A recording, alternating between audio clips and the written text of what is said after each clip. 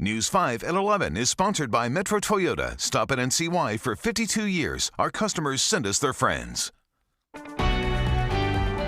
Awarded for news excellence. News 5 at 11 starts now. Criminals using fake phone numbers trying to trick you. You absolutely can't trust the caller ID. Now, Ohio's Attorney General is answering the call to ban spoof robocalls. Ohio's received hundreds of complaints from consumers in just the last 2 weeks about calls from con artists posing as representatives from major companies. Some people have been conned out of thousands of dollars. News 5 investigator Joe Paganakis explains what's being done to stop it. Attorneys general in all 50 states sending this letter to the Federal Communications Commission, hoping it will act on its proposal to tighten up application standards on new legitimate phone numbers from businesses. Too often, they say, getting into the hands of con artists. And I was like, wait a minute, they got the wrong person. On November 8th, Anthony Armstrong of Cleveland says he received a cell call from a caller ID that appeared like it was coming from Amazon about his bank account and a recent $1,500 Amazon purchase. First of all, I don't really order anything or do anything with Amazon. Fortunately, Anthony quickly realized it was a spoof call when the caller asked him to purchase $2,000 in gift cards. Go to this store, go to that store, get this many gift cards of this kind, this kind.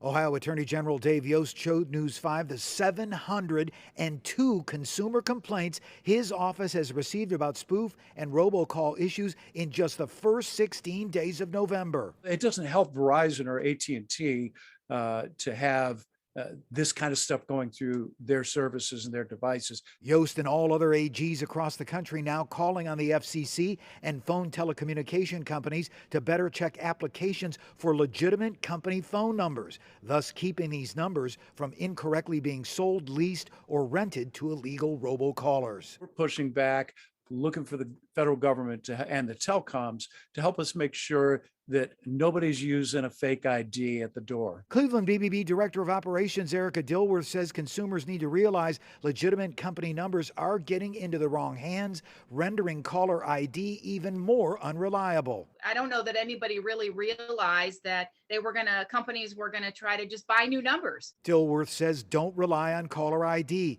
Don't give personal information over the phone unless you initiated the call or you hang up or let the call roll to voicemail and then call the company yourself to verify the request for information. It's difficult time and time again to tell people, don't answer the phone. Don't give out personal information over the telephone. And it just continues to happen. And News 5 reached out to the FCC for a response on when it could act on its more stringent application standard for new numbers. We're still waiting for a response. You know, we'll follow up. I'm News 5 investigator Joe Paganakis. And there is this preconceived notion that older Americans are more susceptible to robocall scams, but actually, younger Americans are more likely to be tricked out of their money through their phones. According to data from the Federal Trade Commission, nearly half of 20-somethings in the U.S. reported losing money to phone fraud in 2020 compared to only 20% of people ages 70 to 79. Now, while younger Americans are more likely to be scammed, they are giving up less money. On average, 20-year-olds lost about $300 compared to $650 for people in their 70s. All right, let's get outside and, well, we're not going to have another day like the one we had today, are we, Mark? No, not for a long time, Mr. Rob. No way. It is still warm. Rob, it's still 64 degrees in downtown Cleveland right now. We're still feeling like it's September out there. It's 65 in Akron.